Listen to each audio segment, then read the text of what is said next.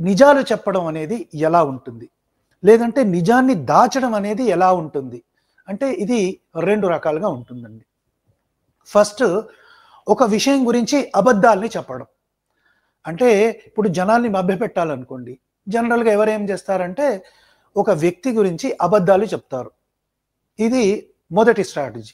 రెండో స్ట్రాటజీ ఏంటంటే సగం నిజాన్ని చెప్పడం. దీన్ని ఎ బ్రహ్మాండంగా హిందీలో అర్ధ సత్య అంటారు. అంటే నిజాన్ని చెప్పరు. అలాగే అబద్ధం కూడా చెప్పరు. సగం నిజాన్ని చెప్తారు. ఇది అత్యంత ప్రమాదకరమండి. ఈ కమ్యూనిస్టులు చేసేదంతా కూడా సగం సగం నిజాల్ని చెప్తారు. లేకుంటే బ్లేటెంట్‌గా అబద్ధాలనే చెప్తారు.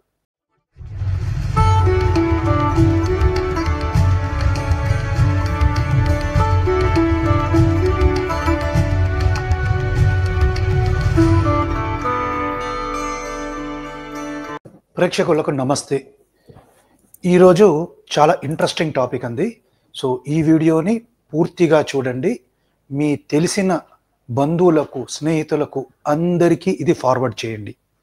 ఎందుకంటే ఈరోజు నేను మాట్లాడే ఈ వీడియోలో ఒక వ్యక్తి గురించి మాట్లాడుతున్నాను. ఈ వ్యక్తి పేరు రామ్ పున్యాని. ఈయన ఒక హిస్టోరియన్ అని అంటారు. పోతే ఎలాంటి హిస్టోరియన్ అని మీరు నన్ను అడగొచ్చు. ఈయన ఈ కమ్యూనిస్ట్ భావజాలం అంటే మనం అనుకుంటాం కదా, నీచ నికృష్ట కమ్యూనిజం అని, దానికి సంబంధించిన భావజాలం ఉన్న ఒక చరిత్రకారుడు అంటారు. అయితే ఈయన మరి న్యూట్రల్గా మాట్లాడతారా అంటే మీకు ఆల్రెడీ తెలుసు, కమ్యూనిస్ట్ హిస్టోరియన్స్ ఎప్పుడు కూడా న్యూట్రల్గా మాట్లాడరు. వాళ్ళకు ఎప్పుడు బయాస్ అనేది ఉంటుంది. అంటే నిజం ఒకటైతే వీళ్ళు దాన్ని మార్చి మస్కాగొట్టి వేరేది ప్రపోజ్ చేస్తారు. ఇక ఈ నిజాలు చెప్పడం అనేది ఎలా ఉంటుంది? లేదంటే నిజాన్ని దాచడం అనేది ఎలా ఉంటుంది? అంటే ఇది 2 రకాలుగా ఉంటుందండి. ఫస్ట్ ఒక విషయం గురించి అబద్ధాల్ని చెప్పడం. అంటే ఇప్పుడు జనాల్ని మభ్యపెట్టాలనుకోండి. జనరల్‌గా ఎవరేం చేస్తారంటే ఒక వ్యక్తి గురించి అబద్ధాలు చెప్తారు. ఇది మొదటి స్ట్రాటజీ. రెండో స్ట్రాటజీ ఏంటంటే సగం నిజాన్ని చెప్పడం. దీన్ని బ్రహ్మాండంగా హిందీలో అర్ధ సత్య అంటారు. అంటే నిజాన్ని చెప్పరు. అలాగే అబద్ధం కూడా చెప్పరు. సగం నిజాన్ని చెప్తారు. ఇది అత్యంత ప్రమాదకరమండి. ఈ కమ్యూనిస్టులు చేసేదంతా కూడా సగం సగం నిజాల్ని చెప్తారు. లేకుంటే బ్లేటెంట్‌గా అబద్ధాలనే చెప్తారు. సో మీరు నన్ను అడగొచ్చు, మరి రామ్ పున్యాని గురించి మాట్లాడుతున్నారండి, ఈయన సగం నిజమే చెప్తారని మీరు ఎలా చెప్తున్నారు అని అంటే నేను దానికి వస్తాను. సో ఫస్ట్ ఆయన రాసిన బుక్కులు కొన్ని చూపెడతాను. ఇది ఒక బుక్ అండి. దీని పేరు Indian nationalism versus Hindu nationalism. అంటే ఈయన ఏం చేస్తున్నాడు, హిందూ నేషనలిజం వేరు, ఇండియన్ నేషనలిజం వేరు అని ఇండైరెక్ట్గా చెప్తున్నాడు. అంటే హిందువులు వేరని చెప్తున్నాడు. అంటే మరి ఈ ఇండియన్ నేషనలిజంలో హిందువులు రారా అంటే రారండి. అంటే హిందువులు అనే వాళ్ళు వేరు, వాళ్ళు దుర్మార్గులు, నేషనలిజం పేరుతో ఎన్నో అకృత్యాలు చేస్తాడని టైటిల్లోనే ఇండైరెక్ట్గా చెప్తున్నాడు. దీన్ని సగం నిజం చెప్పడం అంటారు. ఇక ఈయన రాసిన రెండో బుక్ కొద్దాం. Hindu extremist right wing groups. అంటే హిందువులలో తీవ్రవాద సంస్థలు ఉన్నాయని ఈయన ఒక బుక్ రాశాడు. వండర్ఫుల్. మీకు ఒక సిద్ధాంతం ఉంది, దాన్ని ప్రచారం చేసుకోవచ్చు. సరే, ఇలాంటి బుక్కే ఇస్లామిస్ట్ ఎక్స్ట్రీమిస్ట్ గ్రూప్స్ అనే మన బుక్ రాశావను? నాకు తెలిసినంత వరకు నువ్వు రాయలేదు. అంటే హిందువులలో మాత్రమే తీవ్రవాద సంస్థలు ఉన్నాయి, ముస్లింలలో లేవు. అంటే ఇది నువ్వు చెప్తున్నావు, కానీ దాన్ని వదిలేసావు. అంటే సగం నిజం చెప్పడం అనేది ప్రేక్షకులు మీకు అర్థమై ఉంటుంది. సో నేను ఇవన్నీ ఎందుకు చెప్తున్నానంటే మనకు ఛావా సినిమా తర్వాత ఏం జరిగిందంటే ఔరంగజేబు చేసిన క్రూరత్వం అనేది మనం డిస్కషన్లోకి వచ్చింది. చాలామంది ఇలాంటి లెఫ్టిస్టులు లేకుంటే జిహాదీలు చాలామంది ఏం చేస్తున్నారంటే, సెక్యులర్లు కూడా ఉన్నారు దీంట్లో, వీళ్ళు ఏం చేస్తున్నారంటే ఔరంగజేబును ఒక క్రూరుడిగా చూడకూడదండి, ఈయన ఒక రాజు అని చూడాలి. అంటే ఔరంగజేబు క్రూరుడు కాదు, ఈయన ఒక రాజు. సరే, ఇలాంటి స్టేట్మెంట్ ఇచ్చిన వీళ్ళే నరేంద్ర మోదీ గారు ఎవరైతే ప్రజల ఓటుతో గెలిచారో ఆయనను కూడా ఒక పాలకుడిగా చూస్తారా లేకుంటే మతాన్ని కూడా చెప్తారా అంటే వీళ్ళు అట్లా చూడరు. దీన్నే అంటారు సగం సగం చెప్పడం అని. నరేంద్ర మోదీని ఒక ప్రైమ్ మినిస్టర్గా చూడండి, వీళ్ళు చూడరు. ఔరంగజేబును ఒక రూలర్గా చూస్తారు, నరేంద్ర మోదీని ఒక రూలర్గా చూడరు. ఈయనకి మతాన్ని ఆపాదిస్తారు, వాడు మాత్రం మంచోడు అని చెప్తారు. ఈ గిమ్మికులు చూశారా ప్రేక్షకులు, ఎంత డేంజరస్ గిమ్మిక్లో. ఈ గిమ్మిక్లలో ఆరితేరిన వాళ్ళల్లో లెఫ్టిస్టులు ఉన్నారు. దాంట్లో ఈ వ్యక్తి ఎవరైతే రాముడి పేరు పెట్టుకున్నాడో ఈడు నాటకాలు ఆడతాడు. నేను ఈడు అని ఎందుకంటున్నానంటే ఇలాంటి దరిద్రులకు పెద్ద రెస్పెక్ట్ అవసరం ఉండదండి. సో ఈయన ఏం చేశాడంటే, ఇప్పుడు వాళ్ళ సిద్ధాంతం మీద దెబ్బ పడుతుంది అనుకోండి, అంటే చావా సినిమా వచ్చి వీడి దుర్మార్గాలన్నీ బయటపడితే వీళ్ళంతా బయటికి వచ్చేస్తారు. మనం అంటాం కదా, ఒక సామెత ఉంది, ఒక పడవ మునిగిపోతుంటే దాంట్లో దాక్కునే ఎలకలన్నీ బయటికి వస్తాయని. సో వీళ్ళ సిద్ధాంతం మునిగిపోతుంటే వీళ్ళు ఏం చేస్తారు, మొత్తం బయటికి వస్తారు. వచ్చి లేదు లేదు లేదు అట్లా కాదు, మనం ఔరంగజేబుని ఇలా చూడొద్దు, ఇలా మాత్రమే చూడాలి అంటారు. సో ఈయన ఇచ్చిన ఇంటర్వ్యూలో ఏం చెప్తున్నాడో చిన్న చిన్న బిట్స్గా మనం ప్లే చేద్దాము. ఈ లెఫ్టిస్ట్ దుర్మార్గపు సిద్ధాంతం ఏదైతే నిజాన్ని దాస్తుందో దాన్ని బయట పెడదాం. ఓకేనా? సో ముందుకు వెళ్దామండి. देखिए, अगर हम इतिहास की सच्चाई को जानना चाहते हैं तो हमको थोड़ा विस्तार में देखना पड़ेगा कि औरंगज़ेब जो सत्ता में आया तो उसके बाद उसने अपने राज्य का विस्तार करना चालू किया। जो उसको विरासत में मिला था, दक्षिण भारत उसके बाहर था, तो उसने इसके लिए विस्तार किया। पहले अब जो उसके बारे में काफ़ी कुछ बदनामी की गई, उसके पहले मैं एक कमेंट करना चाहता हूँ कि आज के इतिहास में इतिहास के राजाओं का, आज की राजनीति में इतिहास के राजाओं का बहुत उपयोग होता है कि हिंदू राजा महान थे, मुसलमान राजा खराब थे. సో ఈయన ఏం చెప్పదనుకున్నాడంటే, రాజులు అనేవాళ్ళు రాజులే, హిందూ రాజులు గొప్పోళ్ళు, ముస్లిం రాజులు తక్కువళ్ళు అని ఒక నెరేటివ్ని బిల్డ్ చేస్తారు అని ఈ వ్యక్తే నెరేటివ్ని బిల్డ్ చేస్తున్నాడు. సో ఫస్టే ఏం చేస్తున్నాడు చూడండి, బ్యాలెన్సింగ్ యాక్ట్ చేస్తున్నాడు. అంటే తుర్కోళ్ళు, ముస్లిం రాజులు చెడ్డోళ్ళు, హిందువులు మంచోళ్ళు అని బ్యాలెన్స్ చేయొద్దు, కంక్లూషన్కి రావద్దని ముందే ఒక క్లారిటీ ఇచ్చేస్తున్నాడు. సో బ్యాలెన్సింగ్ మొదలు పెట్టేశాడు. సో నెక్స్ట్ వెళ్తాం. और मंदिरों को तोड़ता रहा. तो मैं आपको बता दूं कि जो रिलायबल स्रोत हैं, रिचर्ड ईटन, ऑड्रे ट्रश के, ये सब बताती हैं. సో ఈయన ఎవరిని కోట్ చేస్తున్నారు, మొత్తం లెఫ్టిస్ట్నే కోట్ చేస్తున్నాడు. సో ఇదే మీరు గుర్తుపెట్టుకోండి ప్రేక్షకులు, ఎవరైనా హిస్టోరియన్ కోట్ చేసినప్పుడు అందరినీ కోట్ చేయాలి. జనరల్గా ఈ లెఫ్టిస్ట్ హిస్టారియన్లు లెఫ్టిస్ట్లను కోట్ చేస్తారు. ఇప్పుడు ఆండ్రే తుష్కే అన్నాడు కదా, వీళ్ళంతా దరిద్రులు ఉన్నారండి. మళ్ళీ ఆండ్రే తుష్కే గురించి మాట్లాడితే రామ్ పుణ్యాని కోట్ చేస్తుంది, రామ్ పుణ్యాని ఆండ్రే తుష్కేని కోట్ చేస్తారు. అంటే ఒకరినొకరు కోట్ చేసుకుంటారు, కానీ వీళ్ళిద్దరు ఒరిజినల్ సోర్సెస్ని ఎప్పుడు కోట్ చేయరు. ఇది వీళ్ళ సగం సగం చెప్పడం అంటారు. సో ఎనీవే విందాం. कि उसने ज़्यादा से ज़्यादा 15 मंदिर तोड़े होंगे और मंदिर को तोड़ने का कारण भी विशेष था. कई मंदिरों में उनके विद्रोही छुपे होते थे, कई मंदिर उनके विद्रोहियों से मिल जाते थे और ये कारण था जिसके कारण उसने कुछ मंदिरों को तोड़ा. సో కవరింగ్ మొదలు పెట్టేశాడు ఇక్కడే. ఈయన ఏమంటున్నాడు, గుళ్ళని కూడగొట్టడానికి కారణము మతం కాదంట. గుళ్ళని కూరగొట్టడానికి కారణం ఏంటంటే ఈ ఔరంగజేబు శత్రువులు మందిరంలోకి వెళ్ళారంట. అంటే అది ఎట్లా వెళ్ళారో నాకు తెలీదు, దీని సోర్సెస్ ఏందో కూడా మనకు తెలీదు. సో ఔరంగజేబుకి ఎవరైతే శత్రువులు ఉన్నారో వారు గుళ్ళకి వెళ్ళారు, వాళ్ళని పట్టుకోవడానికి ఈడు గుళ్ళని కూలగొట్టాడు. సూపర్ లాజిక్ కదండి. సో ఇప్పుడు జనరల్గా ఇప్పుడు మసీద్లను కూడా మనం కూలగొట్టవచ్చు. ఎందుకంటే మసీద్లలో టెర్రరిస్టు, మసీద్లలో ఫేక్ ప్రింటింగ్ మెషిన్లు ఉన్నాయి కాబట్టి వాళ్ళని కూడా కూలగొట్టవచ్చు. సో రామ్ పుణ్యాని అని ఈయన చెప్పేది ఏంటంటే లాజిక్కి సరిపోతుందండి. సో ఈరోజు ఈ యోగి ఆదిత్యనాథ్ గారు అక్రమంగా నిర్మించిన వాటిని ఎవరైతే కూలుస్తున్నారో అది తప్పి కాదు ఈయన పట్టు. ఎందుకంటే కబ్జా చేసిన ల్యాండ్లో అక్రమంగా కబ్జా చేసి, గవర్నమెంట్ ల్యాండ్లని కబ్జా చేసి ఎవరైనా ఈ మసీద్లని వాటిని కట్టుకుంటే తప్పు కాదు అన్నట్టు ఈయన చెప్తున్నాడు మరి. సో యోగి ఆదిత్యనాథ్ గారు రెచ్చిపోండి సార్, అక్రమంగా ఉన్న అన్నిటిని కూల్చేయండి, ఎక్కడ కనిపిస్తే అక్కడ కూల్చేయండి. పుణ్యాని గారు మీకు గ్రీన్ సిగ్నల్ ఇచ్చేశారు. एक आपको उदाहरण देता हूँ. डॉक्टर पट्टाभी सीतारामैया की किताब है फेदर्स एंड स्टोन. उसमें डॉक्टर पट्टाभी सीतारामैया लिखते हैं कि काशी का जो मंदिर तोड़ा गया था क्योंकि वहाँ कुछ अनैतिक काम चल रहे थे। अब ये डॉक्टर पट्टाभी सीतारामैया సో ఈయన ఒకరిని కోట్ చేస్తున్నారు, ఈయన ఎవరో నాకు తెలీదు, పేరు ఎప్పుడో విన్నాను. అంటే ఇప్పుడు ఏం చేస్తున్నాడు, ఒక హింట్ ఇచ్చేసి కాశీ విశ్వనాథ్ టెంపుల్లో అనైతికమైనది ఏదో జరుగుతుందంట, దాన్ని దృష్టిలో పెట్టుకుని ఔరంగజేబు వెళ్ళి ఆ గుండెని కూర్చారు. కాబట్టి ఇప్పుడు ఏ మసీద్లో అయినా ఎక్కడైనా అనైతికం జరిగితే దాన్ని కూల్చొచ్చు. యోగి ఆదిత్యనాథ్ గారు చూసుకోండి సార్, కూల్చండి సార్, అక్రమంగా పర్మిషన్ లేకుండా ఎక్కడ ఏమున్నా నిర్దాక్షిణ్యంగా కూల్చేయండి. కానీ ఇక్కడ పెద్ద గేమ్ చూడండి ప్రేక్షకులు, ఈ వ్యక్తి చెప్పిన దానికి ఒక ఆధారం ఉండదు, అంత సర్కులర్ లాజిక్. వీడు పోయి ఎక్కడో కోట్ చేస్తాడు, వాడు ఇంకోడిని కోట్ చేస్తాడు, వాడు ఇంకోడిని కోట్ చేస్తాడు, వాడు వచ్చి ఇవన్నీ వీడిని కోట్ చేస్తాడు.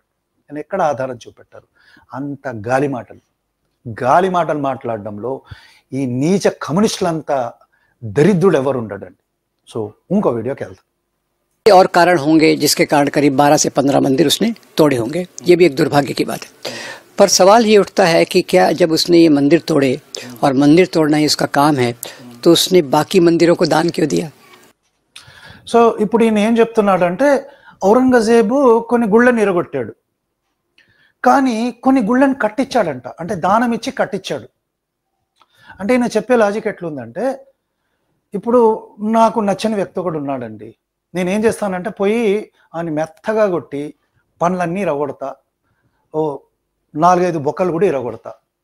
తర్వాత నేనేం చేస్తానంటే ఈయన హాస్పిటల్కి తీసుకెళ్ళి పనులన్నీ కట్టిస్తా, ఇరిగిపోయిన బక్కలకు ప్లేట్లు స్క్రూలు వేస్తా, ఓ రాడ్ వేసేస్తా. పోతే నేను ఇన్ని తన్నిందంతా పోయింది లాజిక్. అంటే గుళ్ళని కూడగొట్టాడు, వేరే దానికి దానాలు ఇచ్చాడు, కాబట్టి కూలగొట్టిన పాపం అంతా పోయిందన్నమాట. సూపర్ లాజిక్ కదా, ఇంతకన్నా చెత్త లాజిక్ ఉంటుందా ప్రేక్షకులు? కమ్యూనిస్టులంతా నికృష్టులు ఉండరని నేను ఎందుకు చెప్తానంటే ఇది కారణం. వినండి ఇంకేం చెప్తున్నాడు. डॉक्टर विशंबरनाथ पांडे की एक किताब है Farmans of king Aurangzeb. Doctor Vishambharnath Pande भी आज़ादी के आंदोलन से जुड़े थे, बाद में उड़ीसा के गवर्नर भी बने आज़ादी के बाद. और उन्होंने क्या किया, अपने रिसर्च स्कॉलर्स को भेजकर उत्तर भारत के సో ఏదో ఎగ్జాంపుల్ ఇస్తాడు, ఎవరో ఒకరిని కోట్ చేస్తున్నాడు, ఆయన ఇంకెక్కడికో పంపించాడు. అంటే ఇవన్నీ ఆధారం లేనివ్వండి, ఎక్కడైనా ఆధారం ఉంటే ఆధారం చూపెట్టి చెప్పాలి. ఇప్పుడు లెఫ్టిస్ట్ హిస్టోరియన్స్ కుకప్ చేసిన కాకమ్మ కథలు బొచ్చడు ఉన్నాయి, చాలా వాటికి ఆధారం లేదు. ఈవెన్ ఎన్సీఆర్టీ బుక్లో ఔరంగజేబు గుళ్ళని కొన్ని కట్టాడు అని అన్నారు. సో ఆర్టీఐ అప్లికేషన్ పెట్టి దీని సోర్స్ ఏందని అడిగారు. ఏం జవాబు ఇచ్చింది తెలుసండి RTI? We don't have source. అంటే ఎన్సీఆర్టీ బుక్లలో, అంటే మన పిల్లలు చదువుకున్న బుక్లో, మనం చదువుకున్న బుక్లో ఏవైతే రాశారో దానికి ఆధారం లేదు. ఎందుకు లేదు? సో ఆధారం లేటి వాటిని రాయించి పిల్లలకి చదివిస్తున్నారు, మనకు చదివిస్తున్నారు. మళ్ళీ ఎడ్యుకేషన్ సిస్టమ్ ఎవరి చేతిలో ఉండింది? వీళ్ళ చేతిలోనే ఉంది. సో ప్లానింగ్ అంతా అర్థమవుతుందా? ఆర్టిఫిషియల్ హిస్టరీని క్రియేట్ చేసి మనందరినీ తప్పుదారి పట్టిస్తారు. ఇంకా విందాం ఏం చెప్తున్నాడు. तो 49 साल तक हिंदू मेजॉरिटी पे राज कैसे करता? अब उसमें कई लोग कहते हैं कि उसने भाई धर्मांतरण के लिए काम किया. तो ये बात मैं कहना चाहूँगा कि दुनिया में कोई भी राजा धर्मांतरण नहीं करता. గొప్ప స్టేట్మెంట్ అండి. ప్రపంచంలో ఉన్న ఏ రాజు కూడా మతం మార్పిడి చేయడంట. నాకు అర్థం కాదు ప్రేక్షకులు, అసలు వీడు హిస్టోరియన్ అని ఏ బేసిస్ మీద చెప్పున్నాడండి? మీరు యూరోప్కి వెళ్ళండి, యూరోప్లో ఉన్న మొత్తం హిస్టరీ చూడండి. క్రిస్టియానిటీకి సంబంధించిన అనేక రాజులు కత్తి పెట్టి మతం మార్చారు. ఇరాన్, ఇరాక్ మొత్తం కన్వర్షన్ అయిందంతా కత్తి ఆధారం మీదే. ఈ క్యాలిఫేట్ ఏందండి అసలు నాకు చెప్పండి? క్యాలిఫేట్ అంటే ఏంది? ఖిలాఫత్ అంటారు, ఏంది?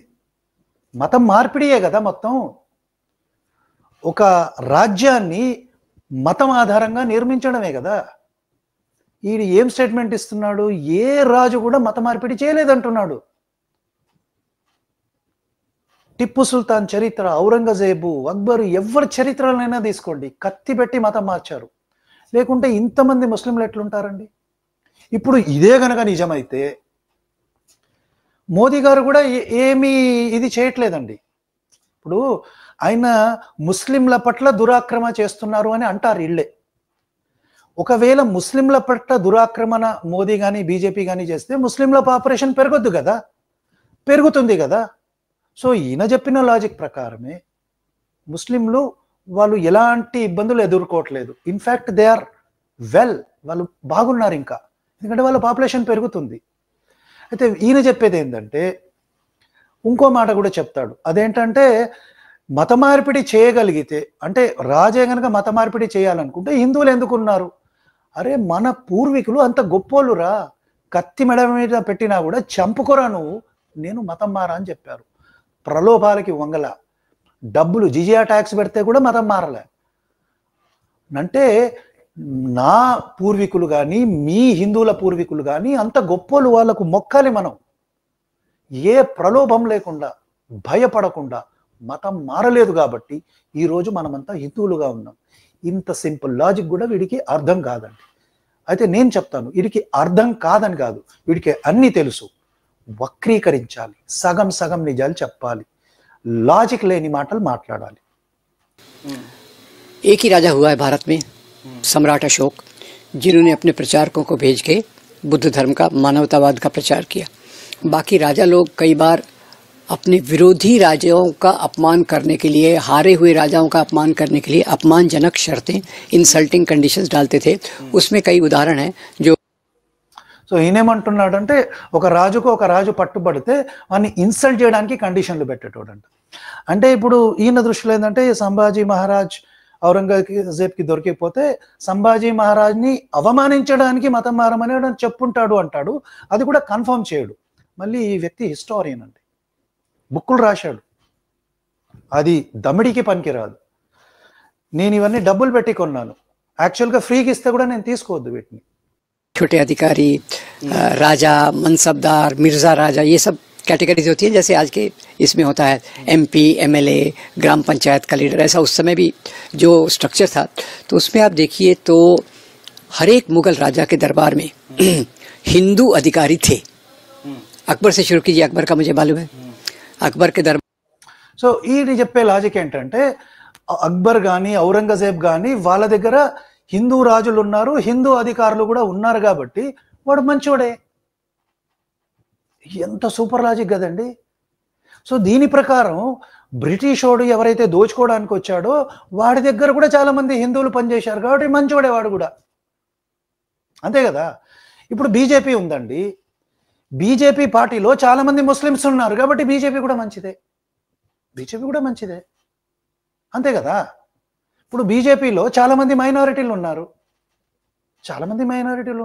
జైన్లు ఉన్నారు, సిక్కులు ఉన్నారు, సిక్కులు జైలులు మరీ మైనారిటీలు. సో బీజేపీ కూడా మంచిదే. చెత్త లాజిక్ అండి, ఇంతకన్నా చెత్త లాజిక్ ఎల్కేజీ పిల్లగాడిస్తాడు. दूर था, है ना। आपने कहा कि मंदिर तोड़े, लेकिन मंदिरों को उसने दान भी दिया। लेकिन अगर वो इतना ही प्रजा के बारे में सोचने वाला था तो जिन मंदिरों को उसने तोड़ा वहां पर दान देकर उसने फिर से क्यों नहीं उस मंदिर को वापस से खड़ा किया? मैं आपसे सवाल पूछूं, वहां मंदिर तोड़ने के बाद वहां मस्जिद क्यों बन रहे थे सर? अब देखिए, मंदिर तोड़ने के बाद वही मस्जिद बनी, ये एक डिस्प्यूटेबल सवाल है। कहीं कहीं उसने मस्जिद भी बनवाई और मंदिर और मस्जिद पास में बनवाए ताकि जो लोगों को आने जाने की सुविधा हो, वो बराबर है। ఏమన్నా లాజిక్ అర్థమైందండి మీకు? అసలు బ్రెయిన్ ఉన్నోడు, లాజిక్ ఉన్నోడు ఇంత చెత్తవాగుడు ఎవడన్నా వాగుతాడా? ప్రశ్న ఏంది? వాళ్ళు గుళ్ళు కూలగొట్టాడరా, మరి అదే గుడిని కట్టిస్తే ఇప్పుడు వీడేం చెప్పాడండి, గుళ్ళో ఈడి శత్రువే దాక్కున్నాడు, దాక్కున్నోన్ని వెతకడానికి కూల్చాలండి. ఇప్పుడు నేనున్నానండి, నా నుంచి ఒకటి తప్పించుకొని ఎక్కడికో పోయి ఒక ఇంట్లో వెళ్ళి ఉన్నాడు, వాన్ని వెతకడానికి వెతికితే అయిపోతుంది కదా, కూల్చాల్సిన అవసరం ఉందా? లాజిక్ ఏమన్నా ఉందా అండి? సరే, వాన్ని పట్టుకోవడానికి వీడు కూల్చాడు, కూల్చిన తర్వాత అదే గుడిని కట్టించవచ్చు కదా, మరి దాని పక్కకు మస్జిద్ ఎందుకు కట్టించాడు? అంటే ఈ ఇస్లామిస్టు, ఈ జిహాదీ తీవ్రవాదులు ఆర్ జిహాదీ రాజులు ఎవరైతే ఉన్నారో వాడు అంత క్లియర్గా వాడే కూలుస్తానని ఎన్నో ఫర్మాన్లు ఇస్తే, ఈ మసీరి ఆలంగిరిలో ఈ ఆలంగిరీలు అన్నీ ఉన్నాయి కదా, ఇవన్నీ ఔరంగజేబ్కి సంబంధించిన బుక్లే, దాంట్లో వాడే రాసుకున్నాడు. కానీ ఈడొప్పుకోడు. ఔరంగజేబు రాసింది కూడా వీడొప్పుకోడు, ఎందుకంటే కవర్ చేయాలి వాడిని. అలాగే మనం టిప్పు సుల్తాన్కి వచ్చినాం అనుకోండి, టిప్పు సుల్తానే నేనే ఇంతమందిని ఈ ఊర్లో మత మార్పిడి చేశాను, వాడికి బలవంతంగా సుంతి చేశాను, నమ్మనోన్ని వాడిని చంపేసి చెట్టుకు వేలాడదీశానని టిప్పు సుల్తానే రాసుకుంటే, టిప్పు సుల్తాన్కు తెలియదండి, ఆడు పిచ్చోడు, నాకు తెలుసు అంటాడు వీడు. అంటే ఎవడైతే చేశాడో వాడికి తెలీదు, వీడు చూడలేదు, వాడిని బుక్కులు చదవలేదు, వీడు చెప్తాడు. क्योंकि सत्ता का आधार धर्म नहीं था, राज का आधार धर्म नहीं था. వీడేమంటాడు, ఒక రాజ్యాన్ని ఏలాలంటే దానికి మతం అవసరం లేదంటాడు. ఈ పిచ్చి పుల్కాగాడికి ఒక మాట చెప్పాలి, అరే రాజ్యం అవసరం లేదన్నప్పుడు జిజియా ట్యాక్స్లు ఎందుకు వేశారు, గుళ్ళు ఎందుకు కూల్చారు, అది కదా బేసిక్ ప్రశ్న. ఇప్పుడు ఈ దురాక్రమదారులు ఔరంగజేబు వీళ్ళంతా ఉన్నారు, వీళ్ళు గుళ్ళను కూల్చినట్టు వాడే తన ఫర్మాన్లో రాసుకున్నాడు కదా. సరే, రాజ్యం పాలించడానికి మతం అవసరం లేదన్నాడు, మరి ఎంతో మంది సిక్కులను మతం మారలేదని ఈ ఔరంగజేబే చంపాడు కదా, అది ఎందుకు చేశాడురా? దానికి జవాబు ఉండదు. ఈడేందంటే సగం సగం చెప్తాడనమాట, సగాన్ని దాచేస్తాడు. అంటే ఔరంగజేబు ఏదైతే నిజంగా చేశాడో దాన్ని దాచేస్తాడు, ఔరంగజేబు చెయ్యనివి ఈడు కల్పించుకొని చెప్తాడు. ఈ ప్యాటర్న్ అర్థం అవుతుందా మీకు ప్రేక్షకులు? ఇలాంటి వాళ్ళండి డైరెక్ట్ బాంబులు వేస్తారు కదా టెర్రరిస్టులు, అంతకంటే ప్రమాదం అండి వీళ్ళు. యాక్చువల్గా ఎవరైతే టెర్రరిస్టులు ఉన్నారు కదా వాళ్ళని షూట్ చేసే ముందు ఇలాంటి వాళ్ళని షూట్ చేసి చంపేయాలి. These people are more dangerous than terrorist. राज का आधार सत्ता था. अब ये मैं इसका दूसरा उदाहरण देना चाहता हूँ जो उसको सप्लीमेंट करेगा. अब छत्रपति शिवाजी महाराज हमारे महाराष्ट्र के बहुत आदरणीय राजा, अब उनके राज में भी उनके साथ भी बहुत सारे मुसलमान अधिकारी थे. ఈడేమంటాడంటే ఛత్రపతి శివాజీ దగ్గర కూడా చాలా మంది ముస్లిం సైనికులు కానీ వీళ్ళు ఉన్నారు. వాళ్ళు ఎవర్రా? వాళ్ళు బలవంతంగా కన్వర్ట్ చేయబడిన హిందువులే, వాళ్ళంతా గర్వాపసి అయ్యారు. వీళ్ళకి మెంటల్ బ్యాలెన్స్ ఉండదండి ప్రేక్షకులు, మెంటల్ బ్యాలెన్స్ ఉండదు, కామన్ థింగ్స్ కూడా ఆలోచించలేరు వీళ్ళు. వాళ్ళంతా గర్వాపసి అయిన హిందువులు, పేర్లు మార్చుకోలే. శివాజీ మహారాజే, శంభాజీ మహారాజు ఎంతో మందిని గర్వాపసి చేశారు. వీడికి తెలియదు, హిస్టరీ అని చెప్పుకున్నాడు, హిస్టరీ కూడా తెలియదు వీడికి. అసలు హిస్టరీ అంటే ఏందో కూడా ఈ క్యాండిడేట్కి తెలియదు. ఈడొచ్చి బుక్కులు రాస్తాడు, ఇంటర్వ్యూలు ఇస్తాడండి. దౌర్భాగ్యం భారతదేశానికి. భారతదేశంలో ఇలాంటి వాళ్ళు ఉన్నారంటేనే భారతదేశం చేసుకున్న దౌర్భాగ్యం ఇది. इतिहास को केवल हिंदू मुसलमान के चश्मे से देखना, उसके कारण समस्या हो गई. హిందూ ముస్లిం యాంగిల్తో మనం చేయట్లేదు, ఆ తుర్క జిహాదీలు చేశారా, ఎవరు చేశారో వాడి గురించి వాడు మాట్లాడాడు, ఎవరైతే నిజం చెప్తున్నారో వాళ్ళ గురించి మాట్లాడతాడు. ఇప్పుడు కాశ్మీర్లో ఒక 4-5 లక్షల మందిని బలవంతంగా వాళ్ళను రేపులు చేసి, మర్డర్లు చేసి, వాళ్ళను భయపెట్టి 4 లక్షల మందిని బయటికి తీసుకొచ్చేసారు, పంపించేశారు, ఎలగొట్టేశారు ఈ జిహాదీలు. దాని గురించి వాడు మాట్లాడాడు. కాశ్మీర్ ఫైల్స్ సినిమా వచ్చింది అనుకోండి, అది తప్పంటాడు. అంటే రేప్ చేసేటోడు మంచోడే, రేప్ జరుగుతుందిరా అంటే అది తప్పవుతుంది. లాజిక్, బ్రహ్మాండమైన లాజిక్ అండి మన దేశంలో. మన భారతదేశం మీద ఇంతమంది దండెత్తి వచ్చారు అంటే కారణం ఇలాంటి దుర్మార్గులు. ఇలాంటి దుర్మార్గుల వల్లే మనకు ఈ గాచారం ఈరోజు పట్టింది. क्रूरता सेनाओं में होती है, तो उसके कारण एक ही राजा को सिंगल आउट करना मेरे ख्याल से थोड़ा हो सकता है उसने कुछ काम गलत किए होंगे. मैं औरंगजेब का मूल्यांकन ग्रेटनेस के आधार पे नहीं कर रहा. ఇప్పుడు ఇదేమంటున్నాడు, కావచ్చు ఔరంగజేబు ఏమైనా తప్పులు చేసి వచ్చేంది రాను హిస్టోరియన్వి. మసీరే ఆలంగిరి ఇవన్నీ బుక్కులు కోట్ చేసి ఔరంగజేబు ఇలాంటి నీచ నికృష్టుడు అని చెప్పాలి నువ్వు. ఓ సక్తా హై అంటాడు, అంటే కావచ్చు అంటాడు. కవరింగు. ఎవడైతే దుర్మార్గాలు చేశాడో వాడికి కవరింగ్ ఇస్తాడు వీడు. ఈడే కాదండి, ఈ కమ్యూనిస్టు నీచ నికృష్టులంతా కూడా అంతే. కానీ వీడు కాన్ఫిడెంట్గా ఏం చెప్తాడు, ఒక హిందూ రాజు పేరు చెప్పి వాడు ఒక గుణ్ణి కూల్చాడు అని కాన్ఫిడెంట్గా చెప్తాడు. ఔరంగజేబ్ విషయానికి వస్తే కావచ్చండి అంటాడు. ప్యాటర్న్, ఈ ప్యాటర్న్ అర్థం చేసుకోండి ప్రేక్షకులు. उसका वर्णन कहाँ से आया? उसका वर्णन आया है एक उपन्यास से। उसका वो शिवाजी सावंत का लिखा हुआ उपन्यास है छत्रपतंचा छावा। సో ఇప్పుడు ఛావా మూవీకి ఆధారం ఏందో వీడికి గుర్తుంది, కానీ మసీరే ఆలంగిరి వీడంతా చదవలేదా? మరి చదివి ఉంటాడు కదా హిస్టారియన్గా. సో మసీరే ఆలంగిరిలో కానీ ఇతర ఆలంగిరిలో కానీ ఈ ఔరంగజేబు చేసిందన్నీ చెప్పలేడు. హో సక్తా హై, కావచ్చు వాడు చేసి ఉండొచ్చు. కానీ ఛావా సినిమాకి ఆధారము ఏదో ఉపనిషత్ అని రిఫర్ చేస్తున్నాడు. వీళ్ళంతా అట్లనేనండి. ఒక టెర్రరిస్ట్ అటాక్ చేశాడంటే చేయొచ్చండి నాకు తెలియదు అంటాడు, కానీ తెలియకుండా ఒక హిందూ ఏదో చేశాడంటే దాన్ని మాత్రం డేట్లతో సహా చెప్తాడు. उन्होंने मुसलमान बनने को कहा, जो एक अपमानजनक शर्त थी। संभाजी महाराज ने उसको रिफ्यूज किया। तो जो वर्णन आया है कि पहले उन्होंने जोकर के कपड़े पहनाए, लोग उन पे हंसने लगे, बाद में उन्होंने कहा इसकी हत्या कर दो। इतना तक स्रोतों से मुझे पड़ा है, पर बात टॉर्चर वाली आप कह रहे हैं बात नहीं थी। नो, हो सकता है क्या होगा। देखिए जो मैं ఇప్పుడు ఏమంటున్నాడు, ఔరంగజేబు చేతికి చిక్కిన తర్వాత సంభాజీ మహారాజ్ని టార్చర్ చేశారు కదా, చంపారు కదా అంటే హో సక్తా హై, కావచ్చు, కవరింగు. అంటే ఔరంగజేబుని, అక్బర్ని, టిప్పు సుల్తాన్ని మ్యాక్సిమం వాళ్ళకు బటర్ పూస్తారనమాట. వీడు చాలా మంచోడండి, చేసుంటే ఇండివిజువల్ అవన్నీ చేయమని ఈ ఇస్లామిక్ సిద్ధాంతమే కదా. ఖురాన్లో హదీదులలో వీళ్ళన్నీ చేశారు కదా, అవే వాడు అది ఒప్పుకోడు అనమాట. వీడు ఔరంగజేబు ఇట్లా చేశాడు కదా, ఈ సిక్కు గుర్రులను చంపాడు కదా అని అంటే కావచ్చు అంటాడు. కావచ్చు. అదే ఒక హిందూ రాజు ఏదైనా చేస్తుంటే ఆడు ఖచ్చితంగా చేశాడని ఖచ్చితంగా అని చెప్తాడు. भी मंदिर तोड़े और एक बार औरंगजेब ने भी एक मस्जिद को तोड़ा। ఇప్పుడు ఈక్వల్ చేస్తాడు అనమాట. అంటే ఔరంగజేబు గుళ్ళని ఇరగొట్టారు కదా, హిందూ రాజులు కూడా ఇరగొట్టారు. అంటే హిందూ రాజులని ముస్లిం రాజులు ఇద్దరు same, there is no difference, same చేసేస్తాడు అన్నమాట. అంటే ఒక పరమనీచుణ్ణి తీసుకొచ్చి ఇంకో రాజుని పట్టుకొచ్చి ఇద్దరిని ఈక్వల్ చేసేస్తాడు.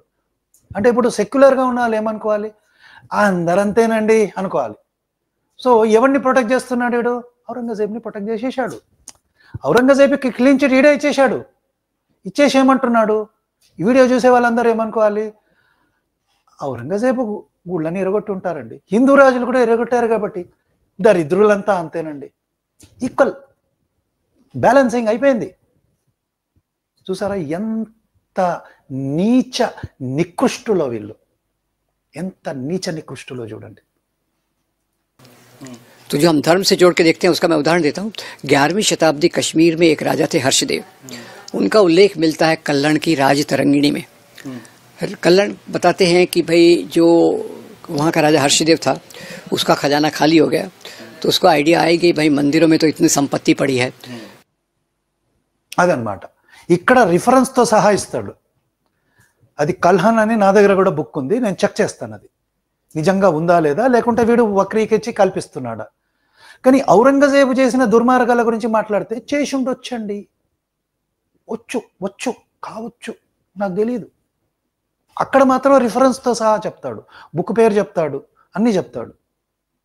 సో అది ప్రేక్షకులు, కమ్యూనిస్టులు అంటే ఎంత నీచ నికృష్టిలో ఈ వీడియో చూసిన తర్వాత మీకు అర్థమై ఉండాలి. ప్లస్ ఈ క్యాండిడేట్ అలాంటి వాడో కూడా మీకు అర్థమై ఉండాలి. సో అది ప్రేక్షకులు, ఈ వీడియోలో నేను చెప్పాలనుకున్నాను.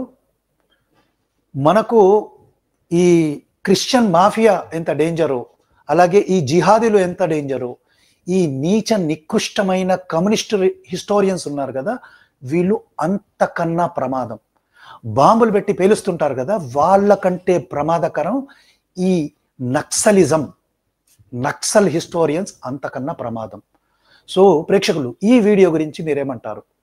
నేను చెప్పిన ఇన్ఫర్మేషన్, నేను ఇచ్చిన ఇన్ఫర్మేషన్ కానీ నేను చెప్పిన పాయింట్స్ కానీ కరెక్టా కాదా, అలాగే ఈ హిస్టోరియన్ గురించి, ఈ ఫేక్ హిస్టోరియన్ గురించి మీరేమనుకుంటున్నారో తప్పనిసరిగా కామెంట్ రూపంలో నాకు తెలియజేయండి. అలాగే ఈ వీడియో కనుక మీకు నచ్చితే తప్పనిసరిగా లైక్ చేయండి, 10 మందికి షేర్ చేయండి. మరో మంచి వీడియోతో మళ్ళీ మీ ముందుకు వస్తాను. నాకు సెలవు ఇవ్వండి. భారత్ మాతాకి జై.